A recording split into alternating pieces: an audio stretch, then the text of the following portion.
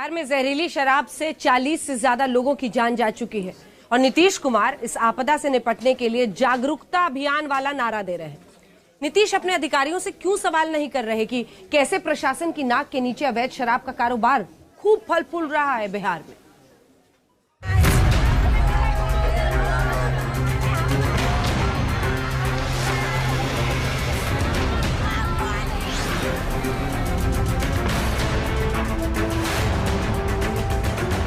बिहार में पूर्ण शराबबंदी के 5 साल और जमीनी हकीकत का असल हाल बेतिया, गोपालगंज समेत कई जिलों से आई मौत की खबरों ने सामने ला दिया है।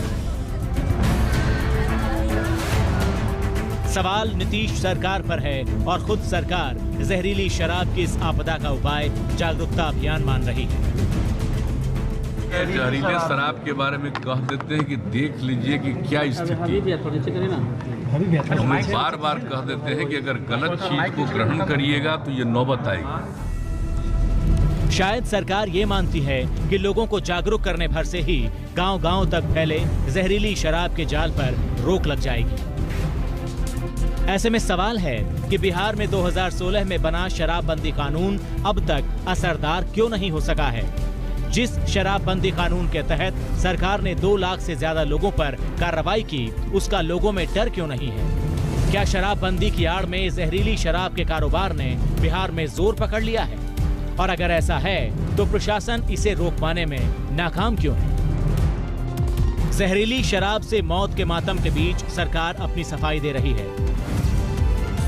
हम लोग लगातार एक वर्क इन प्रोग्रेस से कार्रवाइयां कर रहे हैं, तो आप देखेंगे कि अगर आंकड़ों पे भी जाएंगे तो आखिरकार पुलिस प्रशासन ने या एक्साइज विभाग ने कुछ सालों में अगर मिला लिया जाए तो 4.25 लाख से ऊपर लिकर को सीज किया है, Indian made foreign liquor, country liquor. 3 lakh से ऊपर अरेस्ट हुए हैं, 1000 से ऊपर कन्विक्शंस हुए हैं, करीब 60,000 गाड़ियां सीज हुई हैं। इसमें से जो अरेस्ट हुए हैं उसमें से 6,000 दूसरे राज्यों के हैं। उधर विपक्ष आरोप लगा रहा है कि जिस शराबबंदी पर नीतीश सरकार ताल ठोकती है वो पूरी खोखली निकली है। बिहार में शराबबंदी की हकीकत है पैसा फेंकिए और जितनी मर्जी शराब गटकिए, और ये सब कुछ प्रशासन की शह पर हो रहा है। देखिए, यहाँ स्पष्ट बयान है उनका, और ये जो है सो कहा गया है कि जले पर नमक छिड़कना। गरीब गुरबा को एक तरफ तो जहरीला शराब जो है सो पिला पिला कर मरवा रहे हैं और दूसरे तरफ वो कह रहे हैं कि मतलब कि पिएगा तो मरेगा। आखिर बिक कह रहा है? इसके लिए पूरी तरह से स्थानीय प्रशासन और राज्य सरकार दोषी है।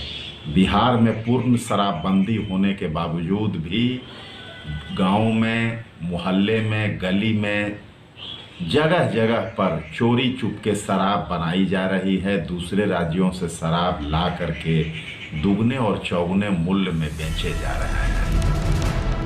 शराबबंदी के बाद से ही राज्य के किसी न किसी कोने से शराब की बरामदगी और कानून तोड़ने की खबरें सुर्खियां बनती रहीं, लेकिन बीते कुछ समय में लगातार जहरीली शराब से मौत की खबरों ने नीतीश सरकार के हर दावों की पोल खोल कर रख दी है।